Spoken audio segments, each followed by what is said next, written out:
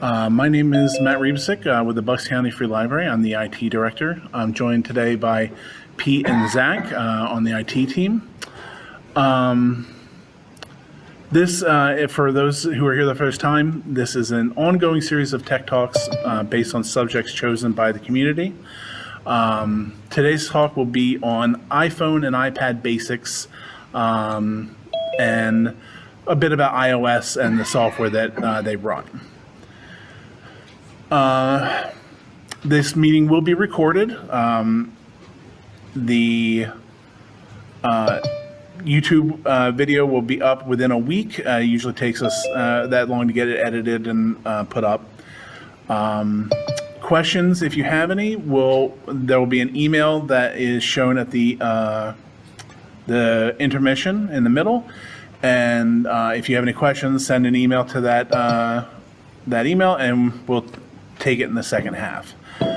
If you are viewing remotely from our Bensalem, Quakertown, or Yardley branches, you can ask the moderator there, and they will send the emails to us for you.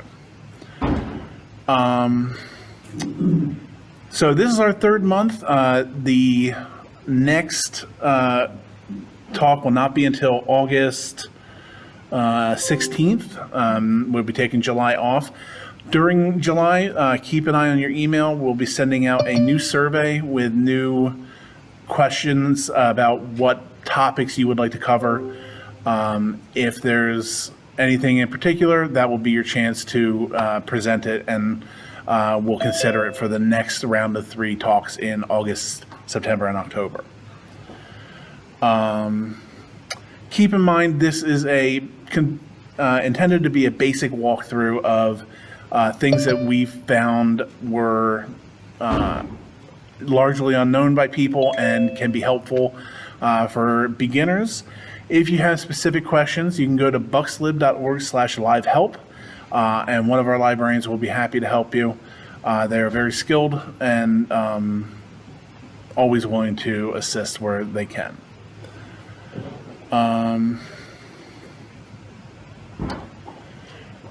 Okay, so we're going to start off with some hardware tips, going over basics of the device itself, and then we'll get into some software, how to manage your pictures. I know a lot of people were interested in that, those kind of things.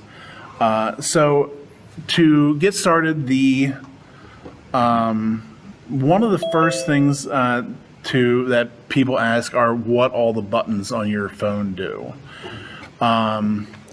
So here we have the 3 devices that are currently in use by Apple. The Mini, the SE, and the 13, 14, 15 are all still for sale. The button on the side button, used to be called the power button. It isn't anymore. That button is used for turning your screen off, for putting your phone into lock mode, that kind of thing, or waking it up if it's off. Volume buttons are self-explanatory, up and down. And if you ever have had your phone stop ringing for some reason, and you look at the ring silent button, if you see red on it, it's on ring silent. You won't hear anything. It won't make any noise.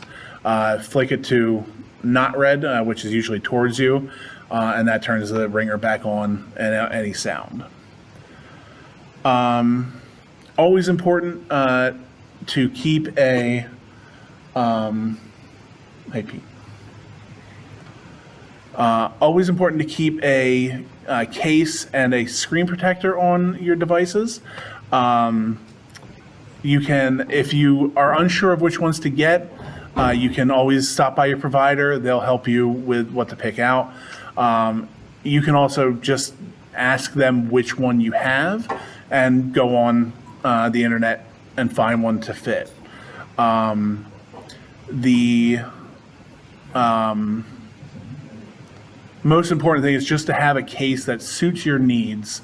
Some people just need a really thin case, and it's nice and light. Some people prefer a thicker case or a waterproof case that would keep it from getting wet in a pool, or if you're going out on a boat or something like that, or even in the rain. When you, obviously they're electronics, they're going to break. You do have options besides getting a new device when they do break, especially screens, and the buttons are very easily replaceable now by professionals. You can Google iPhone repair in your area, and you'll find a whole list of stores that are willing to do it. You can also take it to Apple, and most of the time they'll be willing to repair it, but you are going to pay a premium taking it to them because they would rather sell you a new one rather than fix the old one. The last thing to watch as far as the hardware goes is exposing it to extreme temperatures, or either high or low. Leaving it in a car on a summer day while it's on, generally a bad idea. If the iPhone gets too hot, you'll see a screen that says, this device is too hot, wait for it to cool down before you use it. It won't allow you to continue if the device is too hot. Okay, so that is pretty much all for hardware-based tips we had. We're going to start right off with pictures because it was the most requested tip. How to manage your pictures, how to keep your device from filling up. So there are a few options that are available to you.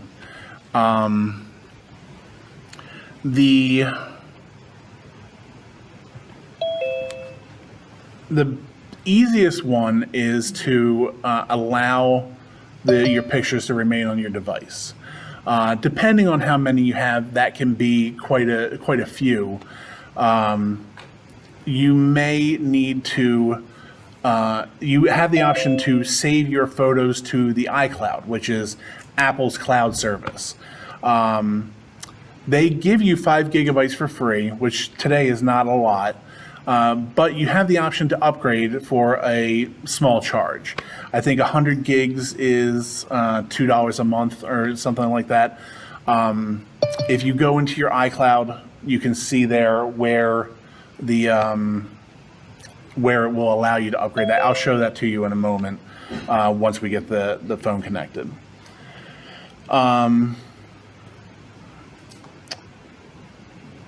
There is an option to change your photos to JPEGs. That was another thing that somebody asked. They're a little bit easier to share with people, and they're a little bit less space than the typical Apple photo. To do that, you go to Settings, Camera, Format, and then choose Most Compatible. That will allow it to save a copy of your photos as a JPEG, a typical photo, rather than Apple's proprietary photo. The final way, and probably the most cost-effective way, is to use your computer or your Mac to download your photos to. In order to do that, you will have to plug your device in to your laptop or desktop. When you do, you will see a screen like this that asks you if you want to trust the computer. Clicking on this will bring up, it will connect you to your machine, and by going into, on a Windows machine, this PC, you'll see your Apple iPhone here. You have a couple options from this point. Either you can manually go in to the storage, DCIM. This is all the albums of pictures that you've taken with your iPhone. Copying these directly to your computer will make a backup, and then you can delete them from your iPhone and free up space. The other option, if you go into the Windows Photo app, there is an import button right here. And it will show all of your pictures and allow you to import them directly to your machine It will do all the work for you. You just have to know how to get to it. The Photos app is standard on Windows machines, so everybody should have it as long as you have Windows 10. And it will, I would say that's the most cost-effective and easiest way to save photos from your device and save space on your device.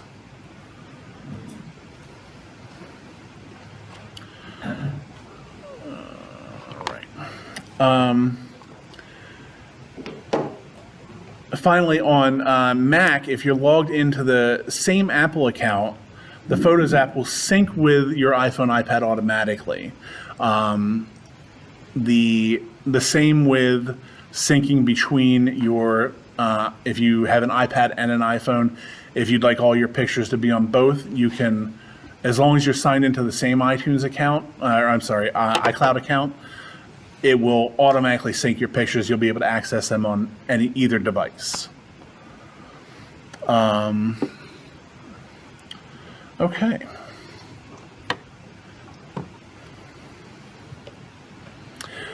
So here we have the, we're going to go into some of the safety features of your iPhone. By holding the side button and the volume up or volume down button at the same time, you can bring up a screen that will allow you to power your iPhone off. This is handy if you're having issues that may be solved by a reboot. Hold power, hold volume at the same time, and slide the button to power your phone off. Then holding the side button again will restart it, and that will fix a lot of issues that you may run into. Excuse me, could you say that over again slowly? Sure. By holding the side button, Which side? Right, the one that used to be common? the one listed up there, the side button, Oh, I got it. and the volume button, that will bring I'm up. sorry, I didn't quite catch that. Sorry, Could you Sarah. please say that again? Okay. So by holding both those buttons, you'll get to the screen that allows you to power your phone off. This screen also, if you have medical ID set up, which we'll show you how to do, will allow people to who are first responders access to any information like a emergency contact, blood type, anything you feel like putting in there, they'll have access to. So I highly recommend that you set that up if that's a concern to you. It is very helpful. The last feature on this screen is the emergency call button. By coming into the screen and sliding that slider to the side, your phone will make an emergency call for you automatically. It will dial 911. This also gives the first responders who are on the other end access to your location, your device's location, so they can find you immediately and come help. So that is the emergency and the power off screen.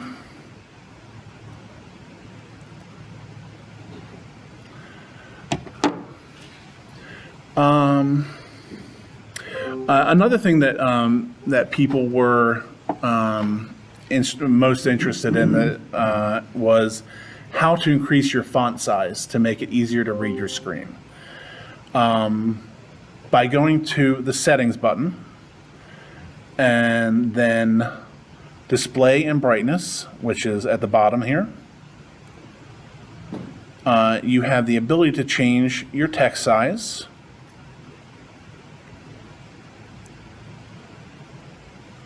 And the brightness of your phone, which is not showing up on this app, but also you can bold your text and turn on night shift, which will make the screen a little bit easier for you to read at night. It's not so glaring and bright.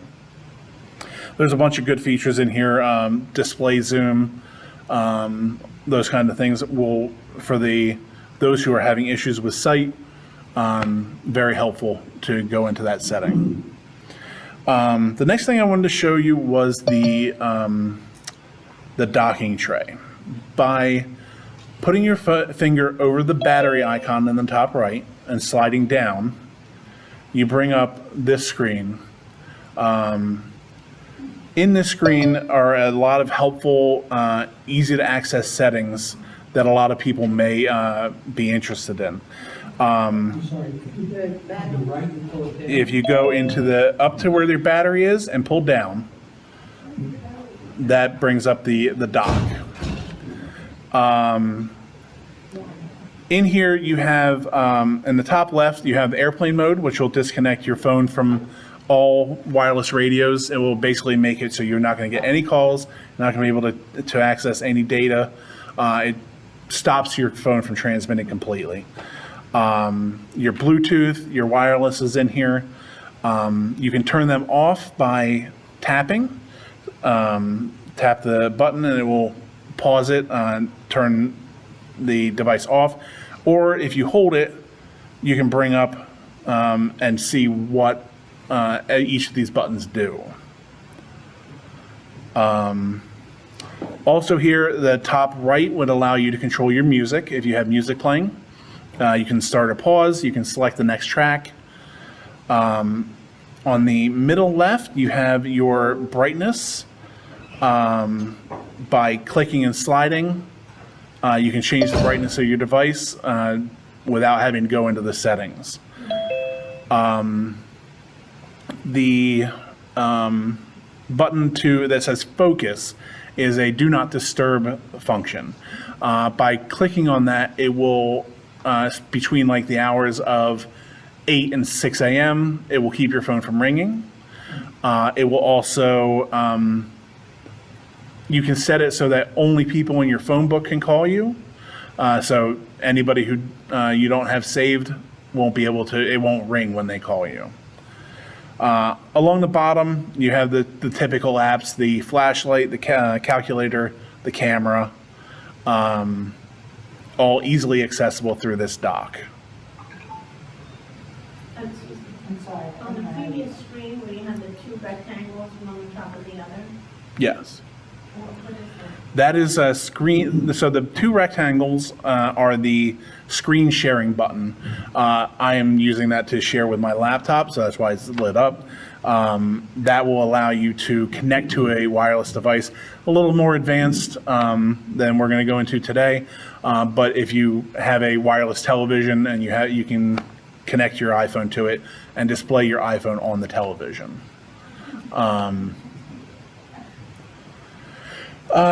So the next thing we're going to go over is how to manage your applications. The system tray along the bottom, we have the phone, messaging, camera. This tray is available no matter which screen you're on. So if you scroll to the left and pick your next screen, those will always be there.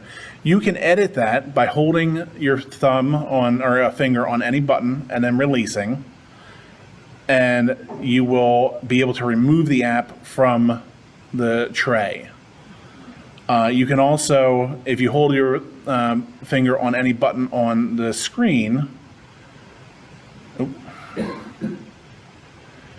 you can rearrange your home screen. The buttons will start wiggling like they are up there now. You also have the minus in the top left corner. That will remove an app, uninstall it from your iPhone. So if I don't want GarageBand anymore, all I have to do is tap that. It will ask me if I want to remove it. I hit delete app. It makes sure that I'm really want to get rid of GarageBand, and then it's gone. You can do that for any app, even default apps on the iPhones, to clean up your and get rid of things you don't want, save space, that kind of thing.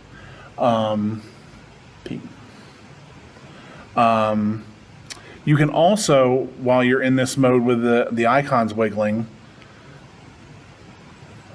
you can group your apps into things that make sense for you. For me, I have Microsoft Office, So I've grouped all my apps for Office inside that folder to make it easier and more compact. Personally, I like to keep all my apps on one screen. I know a lot of people have multiple screens. This is just how I prefer to do it. You can set it up almost any way you prefer.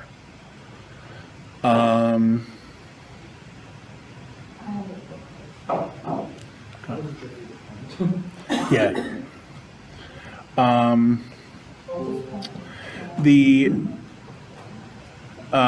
You can also use your, we'll go into the camera app a little bit.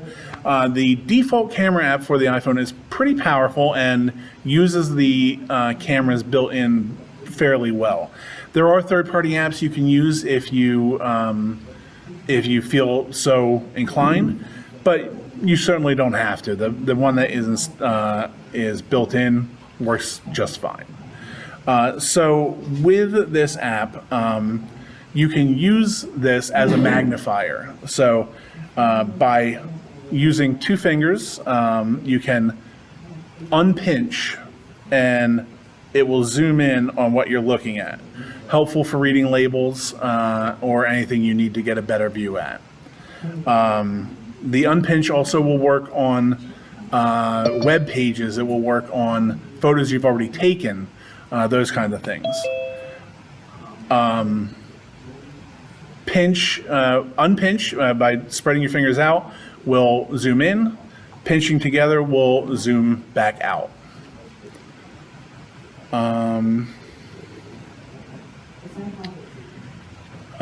Another very useful app is the Find My app. I don't even know what mine is. By opening Find My, it will bring up the any devices that you have on your account. If you sign into iCloud through a computer, say you lose your phone, sign into iCloud through a computer, and you can use the Find My to find where the last location that your phone was before you lost it. It will also track it in real time, so if you left it in a car or something like that and it's moving, you'll be able to tell that immediately. Find My is a default app on all iPhones and iPads. It also can be used between family members to share your location so that they can see where you are, and you can tell, like, if they're on their way to you, you can see how long they're going to be, that kind of thing. That's an icon or is that? That is an app built into the iPhone. It's called Find My.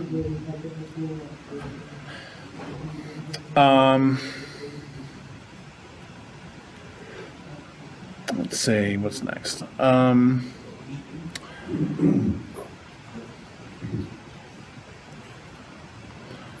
So at some point you may, an app may stop working for you.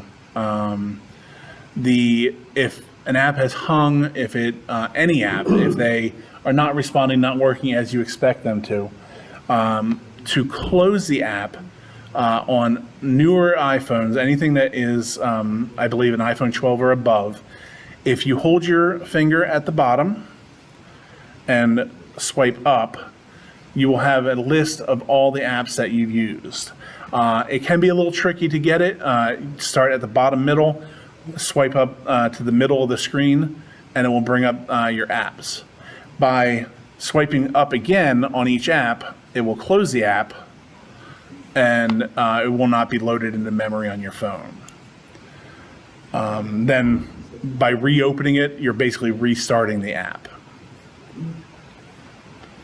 Okay.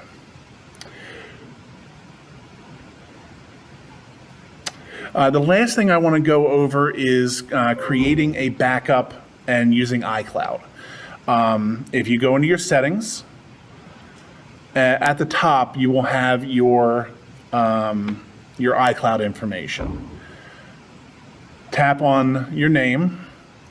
Under here you can see all of your devices. You can manage your iCloud. You can manage your, the Find My app is also in here for easy viewing.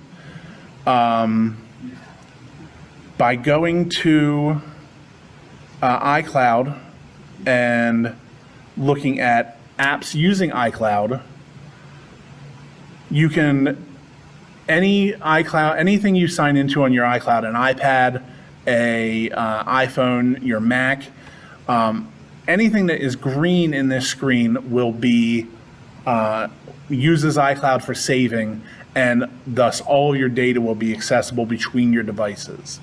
If any of these are off, that means that those apps will not transfer data to your other devices, and it's just stored on the device you're using. I think by default they are all on, so if you ever want to turn them off, this would be the location to come into under the iCloud button. This is also, I was speaking about earlier, to upgrade your iCloud storage. This is a screen you can see in the middle there where it says upgrade to iCloud Plus. Within here, it gives you the option to add data, add storage to your iCloud.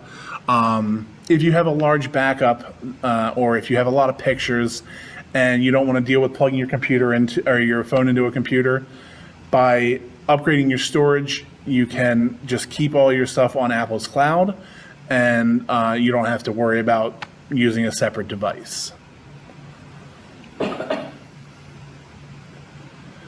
The last thing in here that I want to go over is the device backups.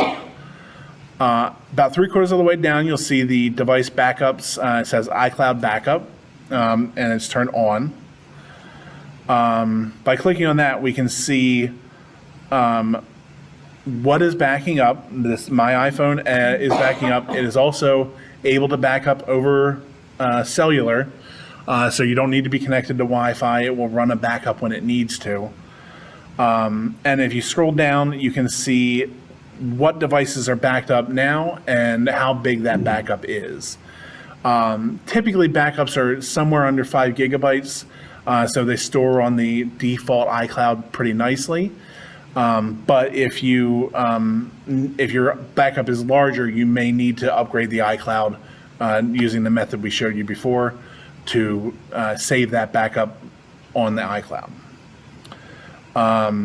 Right now, you can also use iTunes to back up your phone by plugging in and using the iTunes app. However, that is being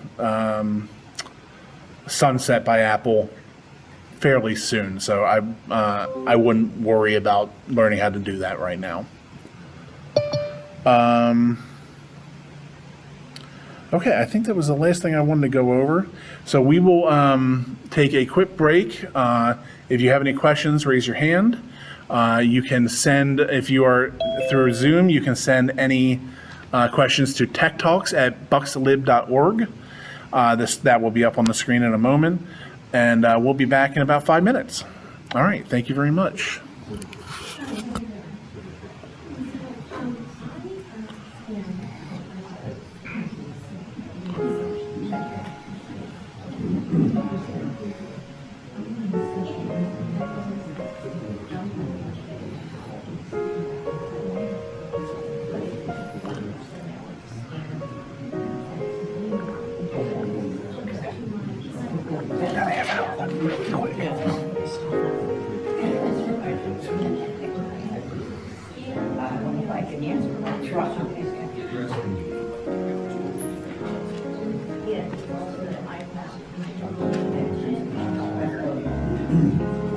Oh, man.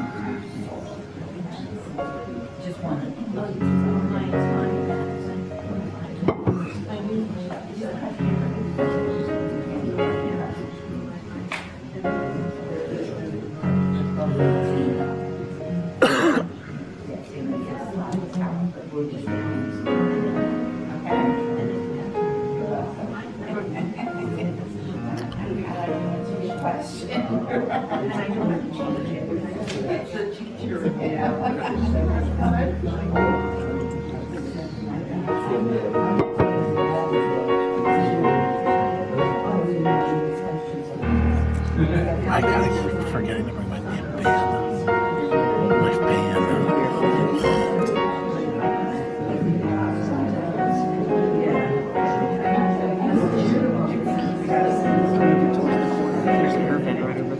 True. Every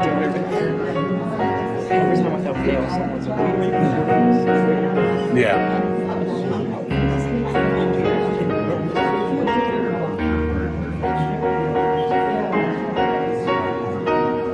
I think you can. They want their notifications to show up on their home screen. You can do that. You have to use notifications. You still want to answer that? Or? Yeah.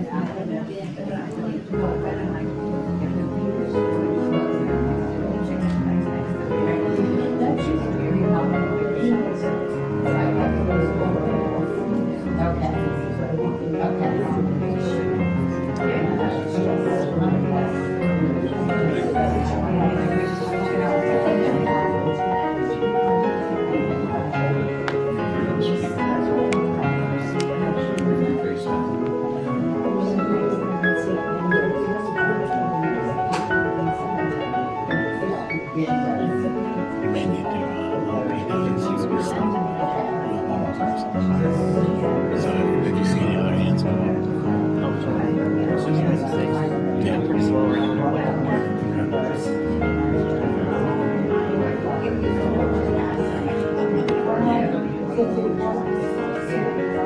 Got just a couple minutes left in the break, so if you do have any more questions that you want to have on the thing, just raise your hand, and Pete will be around. Yeah. I'll go deal with that side. Okay. When you come up, feel free. Okay.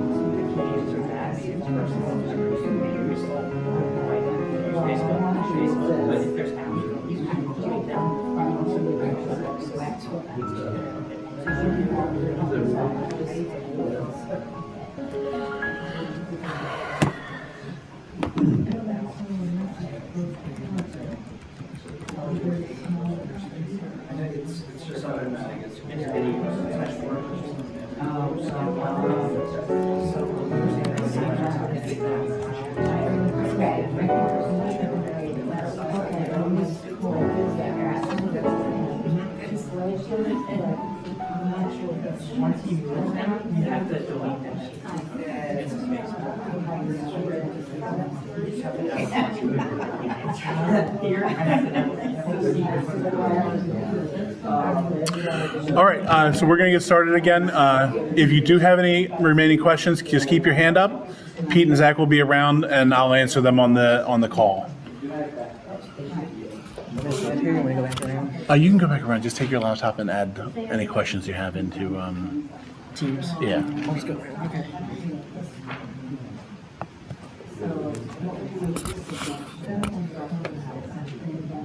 All right, and we are back. Thank you for your patience. We do have a few questions, so we will go over them now.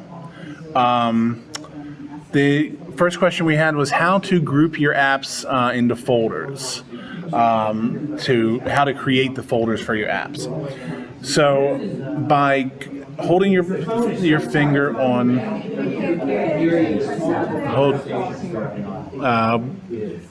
we could keep it down just a little bit so that people can hear over the Zoom.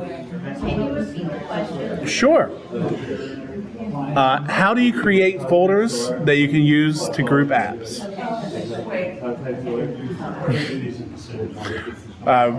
Apologies for those watching. We're having a bit of a sound issue at the moment. Give me 1 second. I will be right back.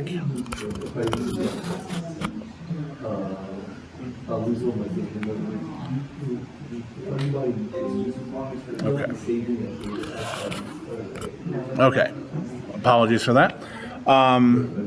So the question is, how do you create the folders in which to group your apps? By Can't hear you, they're talking back. Please be quiet back there. how to create folders to group your apps. So by holding your finger on an app and doing the edit home screen button, that will bring up the where the apps are wiggling. All you have to do is drag one app onto another one and release, and that will create the folder automatically.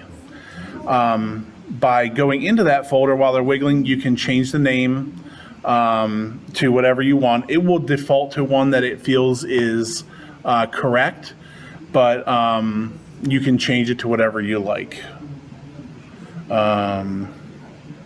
unused, for things that you don't want to get rid of, but are still you still don't want to see. The next question we had is, how do I get notifications to show up on my home screen? With the new iOS, that is not possible anymore. The only way to view your notifications is either on your lock screen, or if you swipe down from the middle of the top of your phone, you'll bring up your notifications window, and it will show all your text messages, your emails, anything that is set to notify.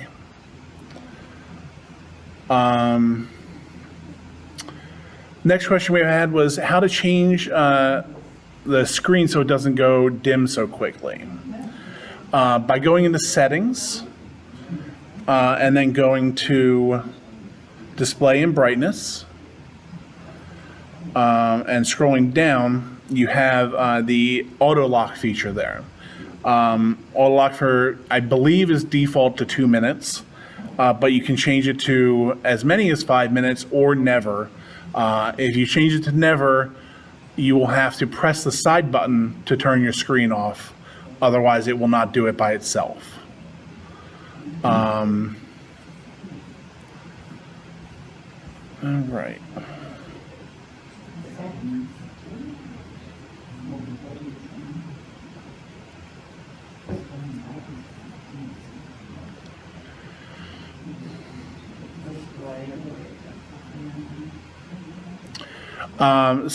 The next question we had was, why is it when I delete an email, is it not deleted on my iPhone, is it not deleted on my iPad? The reason for that would be the iCloud that I showed you earlier. By going into iCloud and apps, iCloud Mail is I'm not using currently, but in this would, if you turn it on through iCloud, anything that you delete through your iPhone will be deleted through your iPad as well. Sure. The question was, why when I delete an email from my iPhone is it not deleted on my iPad? Most likely the reason is that in the iCloud app on your phone, if you go to apps using iCloud, the iCloud Mail needs to be turned on, and then it will be used between all your devices. Then if you delete an email through your iCloud, through your iPhone, it should be deleted through your iPad and your Mac as well. Is that if you're using your iCloud email, or is that if you're using your Comcast? That is your iCloud email. And the iCloud Mail and anything you have on any mails that you have set up that are not iCloud, you have to manage them separately. I had another question, how to search your photos. The only ways really are by favorites. So as you take pictures, you can save them as favorites and set them as favorites and view just your favorites. Or photos are all by default geotagged. So if you remember where you took a photo, in the gallery you can search for the location, and it will bring up all photos for that location. Those are basically the only ways besides scrolling through and checking all of them. Could you save by year as well? You can. There is an option to search by year. If you go into your gallery, it'll show you when they were taken.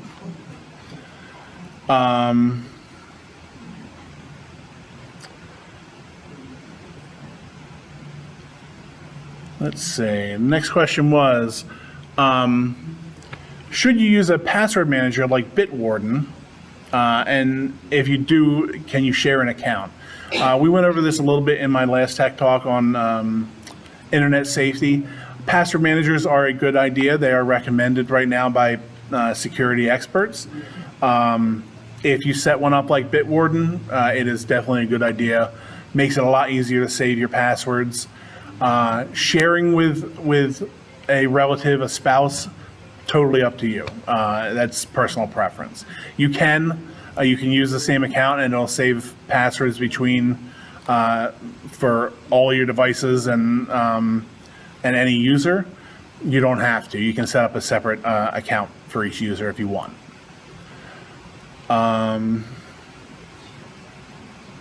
Let's see.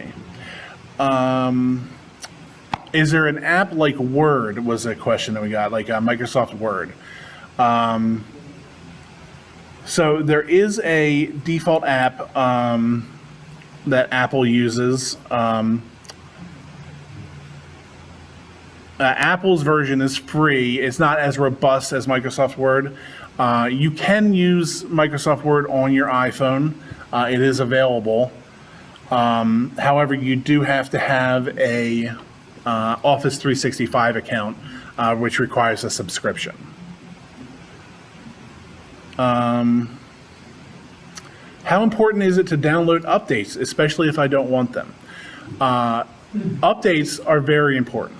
Apple will release updates specifically when it finds vulnerabilities that people have found in any apps or their software. These vulnerabilities are known to people who break into these devices. So when they find them and they fix them, they push a patch out. I would recommend keeping your phone updated as often as possible. To check that your phone is updated, if you go into settings and then go to general and then software update. In there you can see if your device is up to date. I actually need an update as well. And you can set it to download and install. If you have the automatic update on at the top, if you have your device connected to a Wi-Fi and plugged into a power, at 2 a.m. every morning, it will install install updates for you. So you'll never have to see it do it. It will do it for you. I recommend updating whenever it says that you have an update to run. It's important, and it keeps your phone protected, and it keeps your data protected. Can you say that again, please? We'll go over that one more time by going to the Settings app and going to General and Software Update. That will show you if you have any updates you need to run. It will also allow you to turn automatic updates on and off. I would recommend keeping them on. When you have automatic updates on, it will automatically, if you're plugged in to a power source and you're connected to Wi-Fi, your phone will automatically update at 2 a.m. every day. Excuse me. Related to that, if you're doing it manually, do it at home on your Wi-Fi when it's plugged in for your update. If you want to do a manual update, which is at the bottom, the download and install, it's always better because they are large updates to do them while you are connected to Wi-Fi and while you're connected to power at home. If it should lose power while it's updating, you may have a problem. Generally, it will also not update if you don't have at least 50% power. So just make sure you're plugged in and connected to Wi-Fi.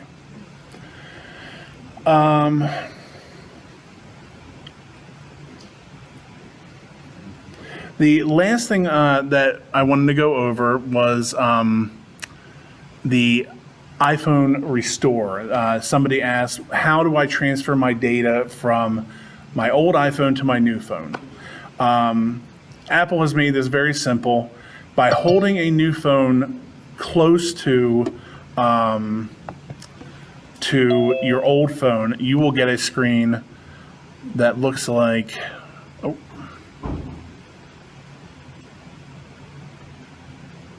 not that one. That one. You'll get a screen that looks like that. This will allow you to go through the setup on your new phone. It will automatically pull your data over. All you have to do is keep your phones in the close proximity to each other, and it will do it all for you. Makes it nice and easy. And it's on the iPad as well? Is that- Same thing for iPads and iPhones. The last thing I want to go over was the screen I just showed. The last question I had was how to end a call on your iPhone. So if you have this screen up, the red X, the red foot icon at the bottom will end your call. If you have gotten out of this screen, by clicking on the green button you'll find at the top left, that will bring that screen back up and will allow you to end the call. You'll only see that green button while you're in a call and on your home screen. So if you see that, you can hit on it and click the red button, and that will end your call for you. Okay, well, that's all I have for today. Thank you all for coming. I'll continue afterwards for a little bit. This recording will be up on YouTube within a week. Thank you all for coming, and we'll see you in a couple months. All right, thank you very much. Question on the hotspots.